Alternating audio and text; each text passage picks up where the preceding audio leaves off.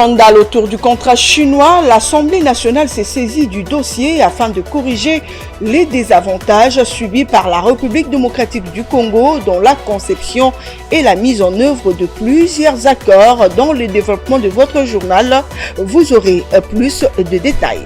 Entre consommation et facturation d'eau, il y a un écart. D'après les Quinois, ils exigent de la Régie des eaux une facturation équitable.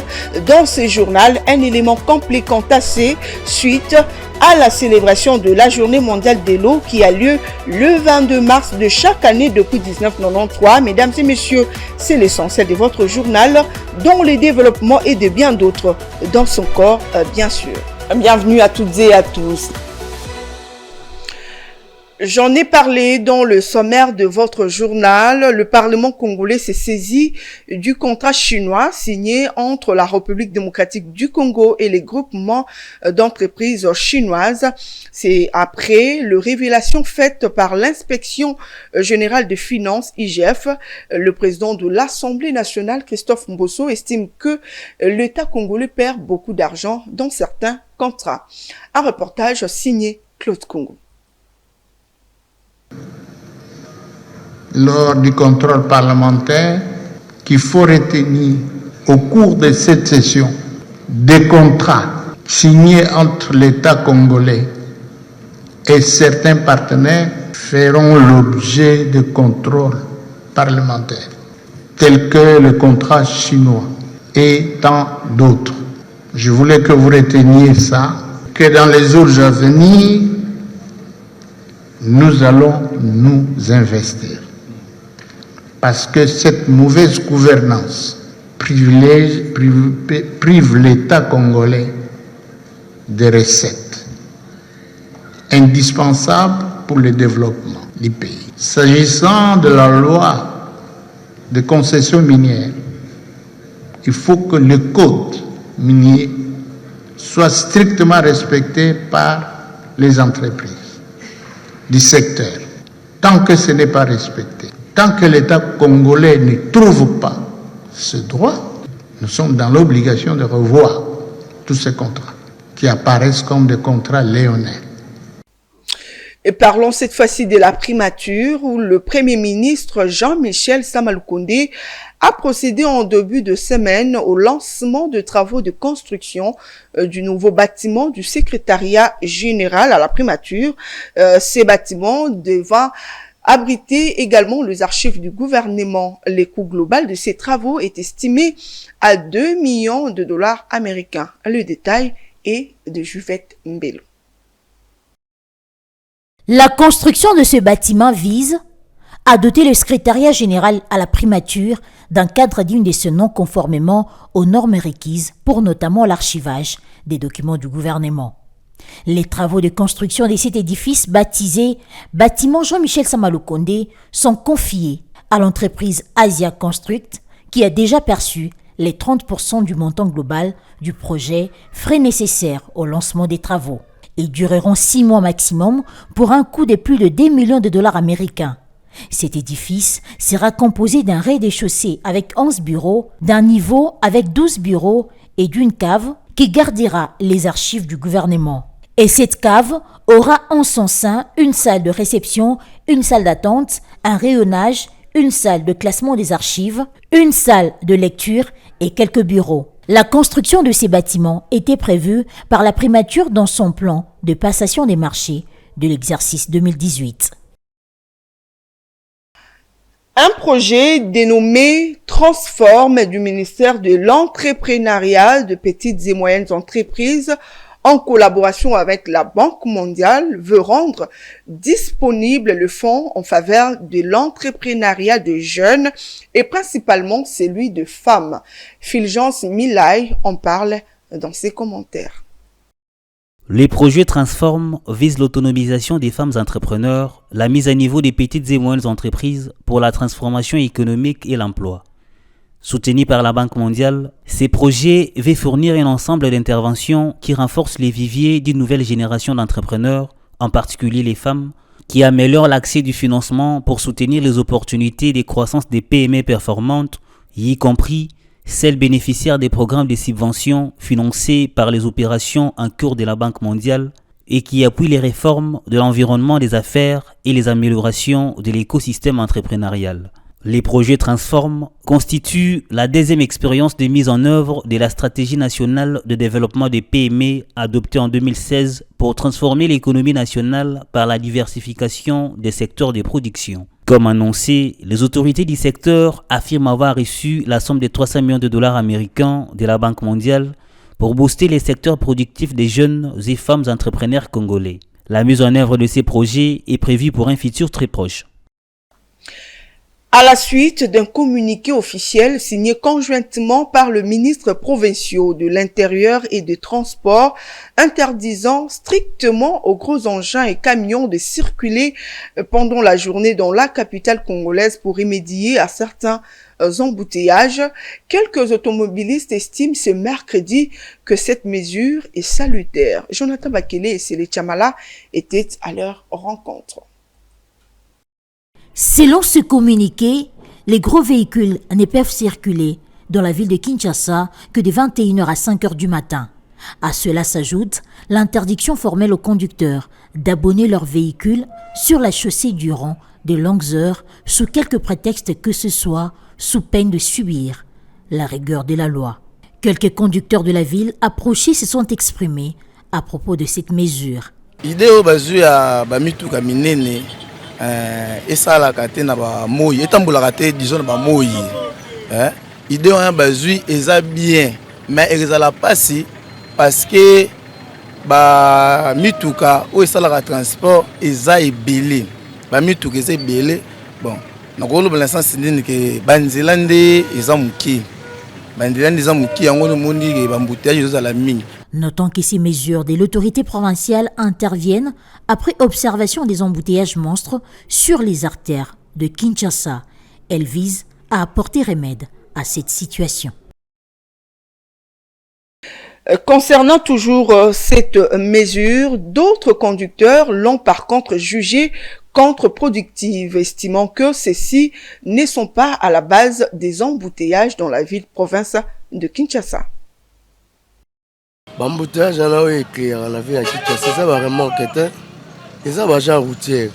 Ce n'est pas les remorques qui créent les embouteillages que nous observons tous les jours dans la ville de Kinshasa. Ce sont les agents routiers qui sont à la base des embouteillages parce qu'ils viennent travailler en retard. Sur ces tronçons par exemple, tu ne verras pas des remorques circuler, mais il y a toujours des embouteillages.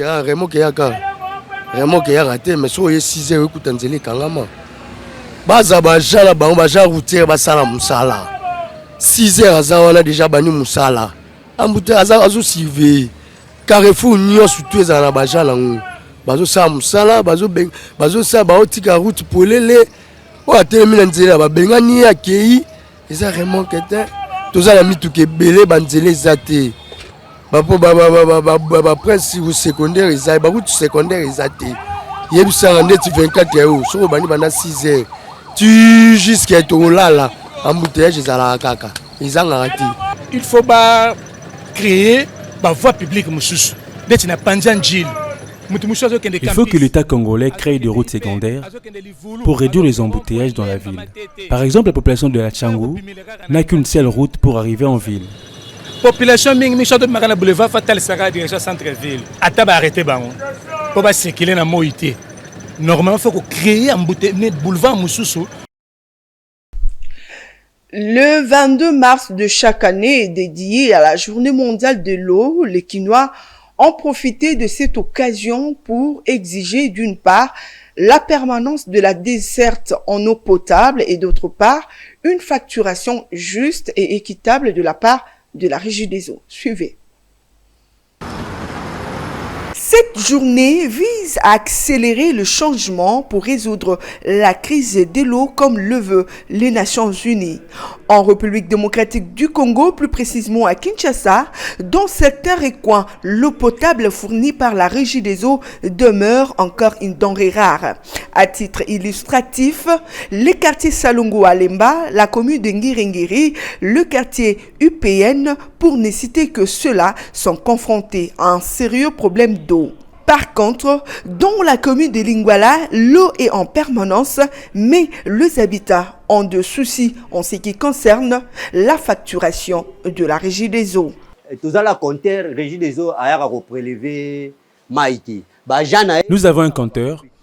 mais on n'a jamais vu les agents venir prélever. Les compteurs leur importent peu et ils estiment un montant selon leur appréciation. Nous qui avons les compteurs, nous voulons payer ce que nous avons consommé. Message na relancer la régie des eaux, jana bango, basala musala ndenge sengeli. Batambola ka ba vérifier ka bato bazana ba compteur soit bato bazala ba compteur ti. Bato bazala ba compteur ba futa mbongo na ndenge compteur ezo sala. Ope bazala ba compteur te ba futa mbongo na ndenge bango baza ko estimer na makanisi na bango. Ici, l'eau est en permanence, mais la facture est trop chère. Que faisons-nous avec cette eau pour payer autant d'argent? Compteur ezate ba diminuer facture ba kitisa na se facture le ki cher ma caste au kokate. En cette journée mondiale de l'eau, les Kinois en profitent pour exiger de la régie des eaux de ne faire payer que de factures respectant leur consommation. Après les violences qu'ont connues les territoires de Kwamouth et ses environs, dans la province de Mai-Ndombe au sud-ouest de la République démocratique du Congo, entraînant de perturbations sérieuses des échanges économiques, cette partie du pays connaît actuellement une augmentation sérieuse de prix de certaines denrées alimentaires. Ces commentaires de Philo Chiloba retracent quelques produits qui ont connu l'augmentation de prix. À la suite des conflits communautaires qui a paralysé depuis l'année dernière le territoire de Kwamouth dans le Mai-Ndombe, la situation économique dans cette partie du pays est devenue très fragile au regard de la réduction considérable des échanges économiques. Selon les données collectées sur le lieu, un sac de maïs autrefois vendu à 80 000 francs est passé à 150 000, voire 180 000 francs congolais. Une corbeille de riz vendue à 1200 est passée actuellement à 1800 francs congolais. Les foufous comme aliment de base est également passé de 35 000 à 65 000 francs congolais. Une bouteille d'huile de palme qui s'est négociée à 1000 francs est revue à 1800 francs congolais. Quant au sac de braise, auparavant 9 000 francs, est actuellement à 17 000 francs congolais. Selon les sources, la flambée des prix à Kwamouth se justifie par la paralysie des activités de champ dans cette partie de la province de Mai-Ndombe suite à l'insécurité de ces derniers jours, bien qu'un calme précaire est revenu dans le territoire. Le premier bataillon de bâtisseurs du service national poursuit sa construction des écoles et campagnes agricoles. Cette fois-ci, la province du Kasaï central dans les centres du pays en est bénéficiaire. Objectif, doter quelques territoires de cette province des écoles viables et permettre l'atteinte de l'autosuffisance alimentaire. Un bâtiment de 18 classes bien équipé a été construit à Kananga, à la commune d'Enganza, dans le Kasaï central. Une construction réalisée par le service national via son premier bataillon de bâtisseurs formé à Kanyama-KCC, ses ex-gangs appelés Kuluna. Bien qu'il reste quelques travaux de finition, l'école peut déjà accueillir ses premiers écoliers. Des écoles comme celle-ci, la ville de Kananga en comptera 3. D'autres sont en pleine construction dans de divers territoires, comme Ndemba et Katwambi. En outre, le service national a démarré sa première campagne agricole dans le Kasaï central. Une première récolte de cette denrée est entendue. Objectif, atteindre l'autosuffisance alimentaire et réduire la dépendance au maïs venant du Katanga. Lorsqu'il y a pénurie dans le Katanga, le Kasaï peut aller en rescousse. Comme nous le voyons d'ailleurs, ces derniers temps, le maïs vient du Katanga pour le Kasaï. Le Congo est béni partout. Nous avons bon sol, nous avons une bonne pluviométrie. Entre la construction des écoles et la production agricole, le service national veut remplir son rôle, celui d'être réellement au service du plus grand nombre.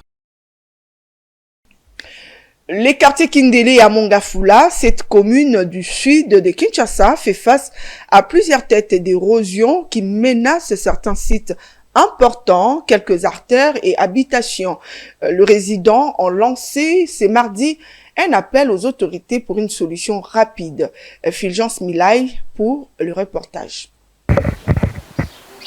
Plusieurs têtes d'érosion ou ici des eaux des pluies mal canalisées menacent les quartiers Kundélé dans la commune de Mongafula, les monastères appartenant à l'église catholique, mais aussi l'université de Kinshasa. Ces érosions paralysent de temps en temps les trafics routiers, mais aussi certaines activités. Situation d'inquiétude pour les habitants de ces coins de la ville, province de Kinshasa, qui exigent l'implication des autorités urbaines. Cette érosion date d'il y a quelques années. Ça a commencé petit à petit, il y a de cela 8 ans, petit à petit vers le bas là, puis ça a monté. Nous avons écrit aux autorités provinciales, mais malheureusement, il avait, comme on dit, fait la sourde oreille, parce que nous avions écrit, nous avons des preuves, tout ça avec des cachets. Notre démarche que nous avons menée, c'était auprès du bourgmestre sortant, en tout cas qui lui était prompt. Il avait réagi avec une petite enveloppe, mais à son niveau, ce n'était pas suffisant. Dire au niveau de la commune, si le bourgmestre peut prendre d'abord une décision concernant la fouille, c'est-à-dire creuser dans chaque maison ce qu'on appelle des puits de rétention d'eau. C'est une des causes aussi qui aggrave la situation. Ça, c'est au niveau de la commune, au niveau provincial, peut-être même au niveau national, que les autorités pensent à faire quelque chose, c'est-à-dire à endiguer un peu l'avancement, la progression de ces têtes d'érosion. Il y a peu, l'ancien bourgmestre de cette commune avait initié quelques travaux urbains pour canaliser les eaux des pluies afin de lutter contre certaines érosions. Sauf que ces travaux se sont avérés pas assez efficaces. Place à présent à la revue de presse lue et sélectionnée pour vous par Patrick Lumbala.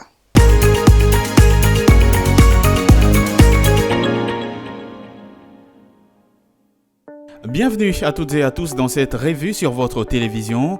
Une revue que nous ouvrons avec ce titre à la une du journal Econews.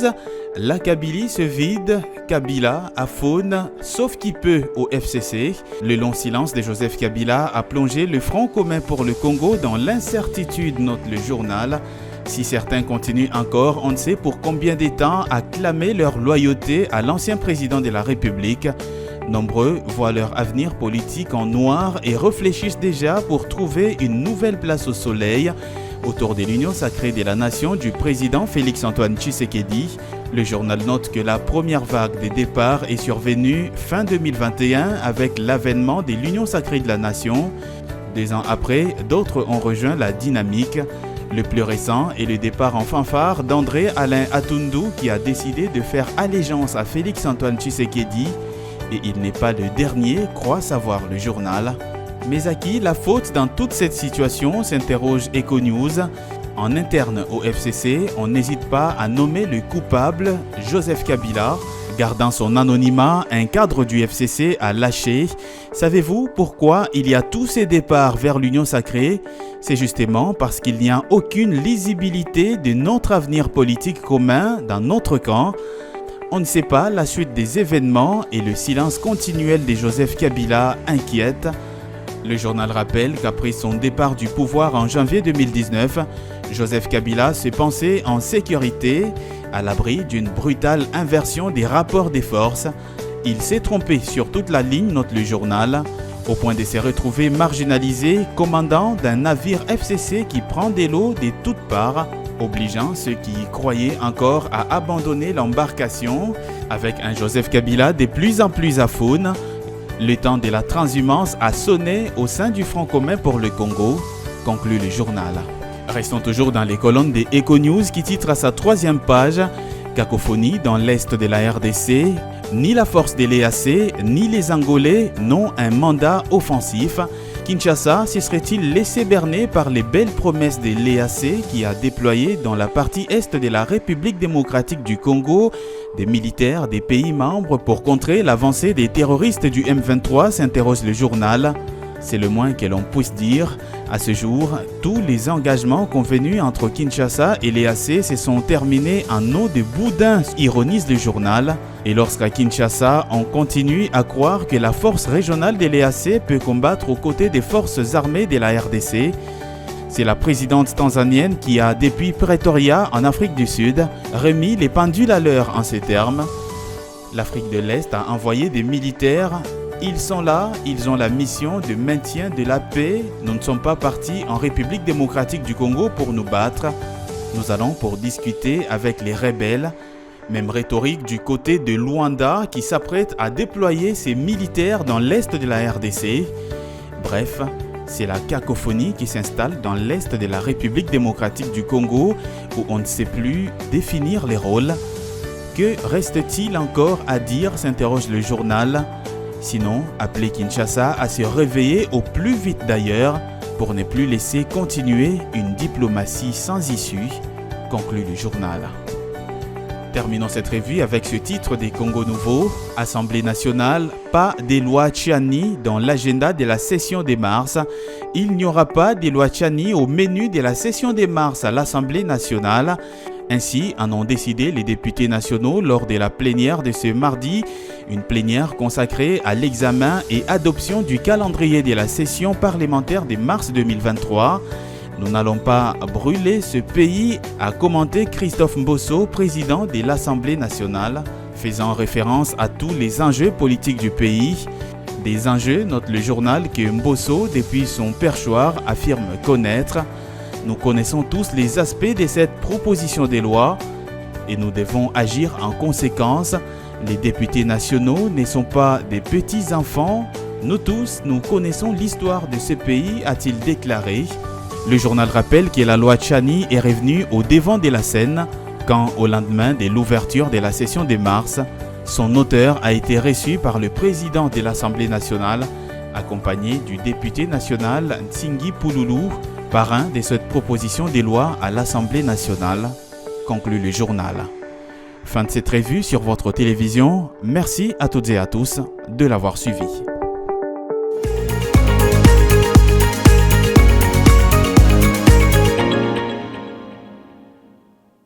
Avant de boucler complètement cette édition d'information, on va prendre le rappel de titres pour tous ceux qui nous ont pris en compte.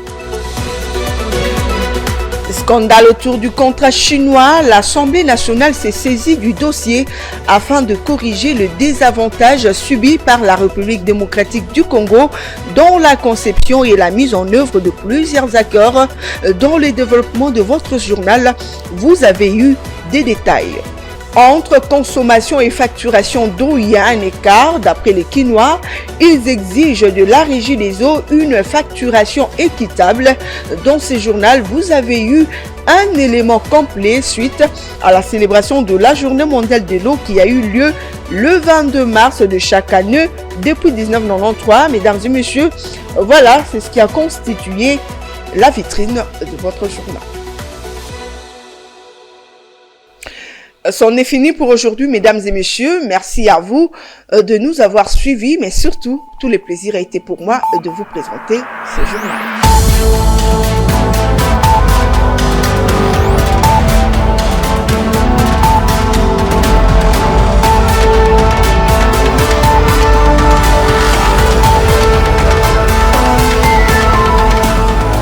Dans une sphère médiatique, essentiellement tournée vers des contenus généralistes, où l'originalité n'a plus sa place au chapitre, où le secteur de l'économie et finance, pourtant poumon d'un État, sombre dans les oubliettes, voici enfin Ecofin Télévision. Économie et finance télévision, votre chaîne thématique essentiellement économique, vous offre un contenu original. Nous traitons des questions monétaires, commerciales, énergétiques, minières, pétrolières et environnementales. Notre créneau, vous proposez des informations, des analyses, des perspectives et prévisions économiques. Ecofin Télévision vous permet également de comprendre la coopération entre les États et les institutions, sans oublier l'épineuse question de la dette. Ecofin Télévision, tout savoir sur les investissements, les échanges commerciaux, la balance commerciale et la balance des paiements, le taux d'échange, l'état des lieux de la lutte contre les détournements des finances publiques, la coopération bilatérale ou multilatérale. Ecofin Télévision vous explique comment l'économie nationale est directement liée à l'économie mondiale. Notre particularité fait notre originalité. C'est pourquoi nous disons Ecofin Télévision, mieux que savoir sur l'économie et finances, comprendre.